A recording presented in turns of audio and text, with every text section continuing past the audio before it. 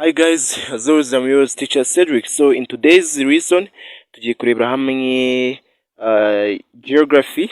Tugiye guhera kuri section B, ni ikizamini cy'akarere district examination ya 2025. So tugiye guhera kuri iki kibazo cya 14 kivuga explain the evidences that prove the spherical shape of the earth. And this is just geography city final part, that is mean part 10. So ikibazo rero kirabaza garagaza cyangwa sobanura ama evidence ya proving yuko cyangwa se yemeza ko isi iri muri shape ya sphere y'umuzenguruko. So iki ugomba kugisubiza muri ise form. So hari introduction, body ndetse na conclusion. As an introduction, a shape of earth is not perfectly sphere. It is oblate sphere or geoid. The earth is not perfectly sphere. So, first of all, isi nubwo iri sphere ariko nta iri sphere 100%. Iri oblate sphere cyangwa se geoid. Ukuva the earth is not perfectly sphere. Impamvu nuko hariho ibice by'imisozi, hakabaho ibindi bice biri flat n'ibindi bice by'ibibari. Bikumva rero ntabwo iri sphere nk'uko uzi nka baro ko ibimeze hose iri perfect. So cyangwa se wenda nk'igi. So the earth is big on equator, shown by its circumference of 40,000 km. So isi ni nini cyane kuri equator, aho circumference yayo ingana n'ibirometero 40,000 na n'ibirometero 75. Mu gihe the earth is narrow on poles, shown by its circumference of 40,000 km. So mu gihe kuri circumference yo kuri polar regions, kuma poles ho hari ibirometero 40, circumference yayo ni kingana. Bikumva bisumbanyaho ibirometero 75. Iyo abiri perfect sphere byari kuba byose binganya, ari either 40,000 hombi cyangwa se hombi ari 40,000 n'ibirometero 75. Introduction na amanota 2. So ugahita ujya muri body ugatanga ama evidence, further evidences yari more detailed, ukayilisting ukayisobanura. Ya mbere ni circumnavigation.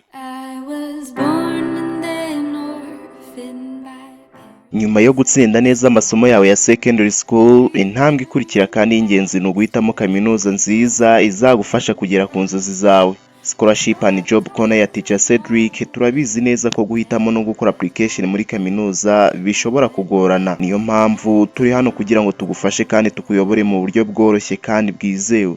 Tugufasha gukora application muri kaminuza zitandukanye, haba mu Rwanda ndetse no mu mahanga, kugira ngo ubone amahirwe meza yo gukomeza amasomo yawe.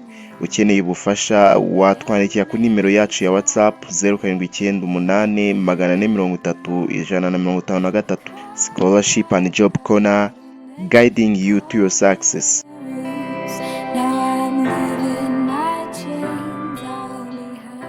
If one traveled across the world along the straight path without stopping, would come back to the point of origin where the journey started from.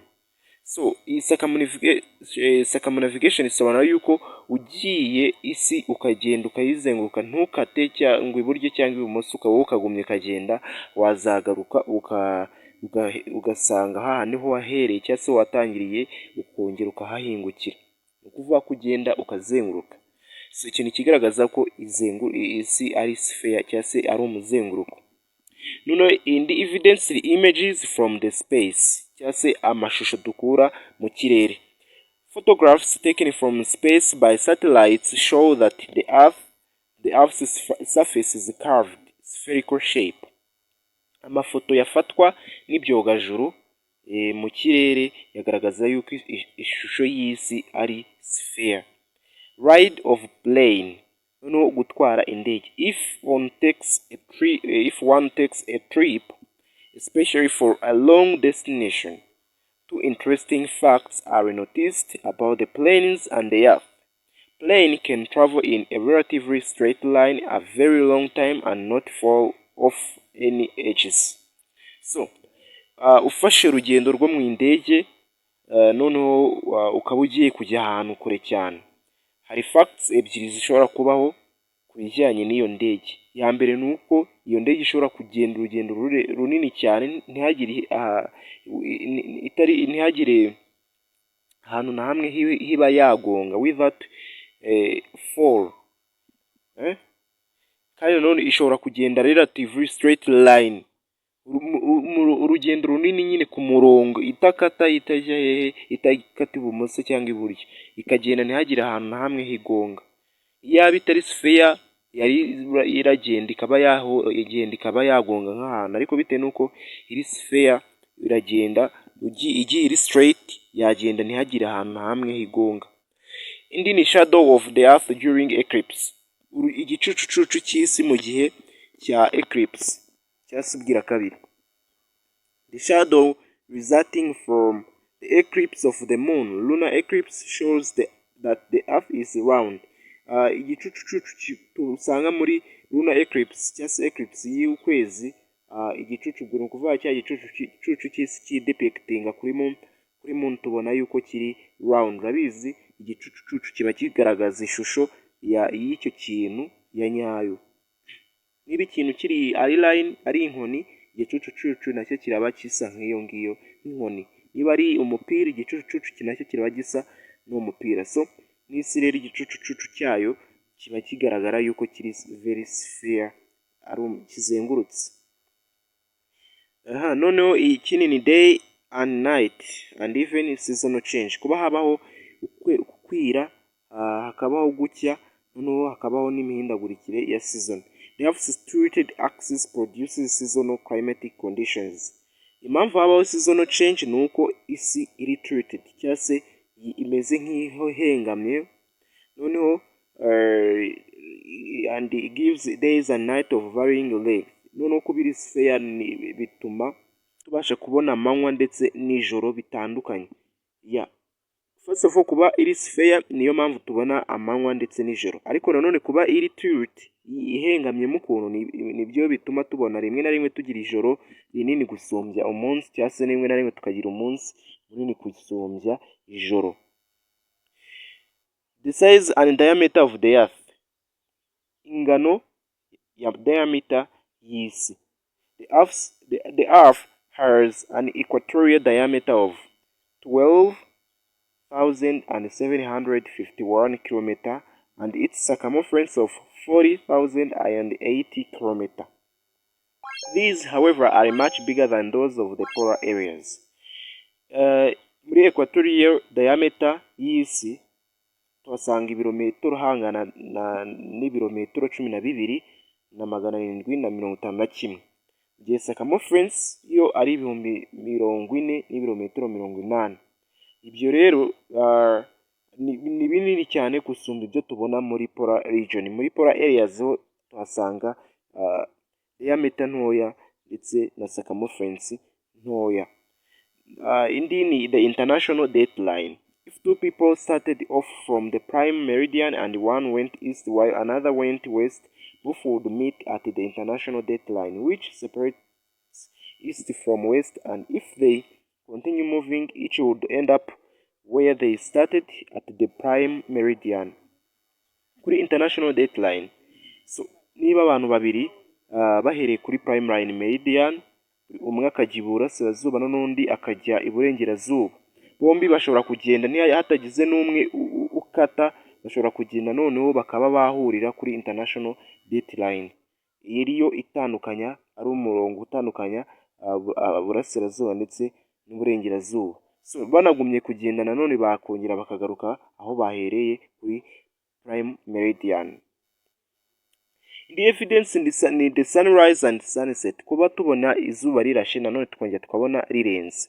If the earth was flat, the sun would rise and set. The sun rise and set, and the sun set. If the earth was flat, the sun would rise and set at the same time in all countries, but the sun rises and sets at different times in different places. bari barakoze amakosa mu kwandika ariko birumvikana bari kuvuga ko iyaba isi iri flat izuba ryari kujya rirasa rikarasira rimwe ku isi hose nanone rikaryanarenga rikaba ryarengera rimwe ku isi hose. Ariko bitewe n'uko itari flat hamwe buba ari ku manywa ikindi gice kidateganye n'izuba kikabaho bwije. The polar star. As one moves towards the poles, the size of the polar star increases, and when one moves away from the polar regions, it decreases. This means that the earth is round. Kuvuga inyenyeri tubona mu gice cya pole. Iyo uri kugenda ugana muri pole, ingano ya pole y'inyenyeri zo muri pole iriyongera, noneho uko ugenda ujya kure ya polar region, ingano y'inyenyeri zo muri poles ikagenda igabanuka. Ibyo bisobanuye yuko isi iri round. Iyaba iri flat ntabwo harabaho gucenjinga kw'ingano za polar star zo tubona muri polar region. The changing altitude of the sun at different times of day. No guhinduka kwa altitude y'izuba ku bihe bigiye bitandukanye by'umunsi. Urabizi mu gitondo rirarasa nta mbaraga rifite, saa sita rikaba riri kurasa mu gahanga, noneho nimugoroba rikarenga. So when the sun rises and sets, it displays a lower sun's altitude than when it is overhead at midday. Iyo izuba riri kurasa n'igihe riri kurenga riba rifite imbaraga nkeya cyane gusumbya cyagiye hagati mu gicamunsi saa sita muri midday, riri hejuru, riri overhead, altitude yaryo biri high. So the ship sailing away from or towards the coast. The lower parts of a ship that is moving away from the coast disappear before the upper parts. So iyo witegereje ubwato buri kuza cyangwa se buri ku nkombe cyangwa buri kujya kure y'inkombe, hari something noticing. Ni ukuvuga urugero, iyo ubwato buri kuza ubanza kubona igice cy'imbere mbere y'uko ubona igice cy'inyuma iyo buri kuza. The same case iyo ubwato buri kugenda buva kuri coast buri kugenda, that is moving away from the coast disappear before the upper parts. Usanga nyine igice cy'inyuma kiri kugenda cy'imbere nicyo kidisplayiringa mbere y'uko icy'inyuma kibura. So it's like a verse cyangwa se opposite. So this is the end. Twari turi kugira ngo turebere hamwe muri iyi final part, turebere hamwe ama evidence yagaragaza yuko isi iri sphere. So hariho evidence zigaragaza yuko iri sphere, hakaba n'izindi evidence zigaragaza yuko itari perfectly sphere. Hizi twagiye tugaruka ku diameter na circumferences of the earth. So yaba muri equator ndetse no muri polar regions. So guys, this is the end of geography series. See you. I hope that you are doing okay. Bye bye. Nizere yuko ibibazo twagiye tugarukaho muzagenda mubisubiramo bityo mukabasha kwitegura ikizamini cya leta fresh cyane. So yari teacher Cedric, ndabakunda. Niba ari ubwa mbere musuye YouTube channel, nizere yuko mwakritse kuri subscribe icon. Bye bye.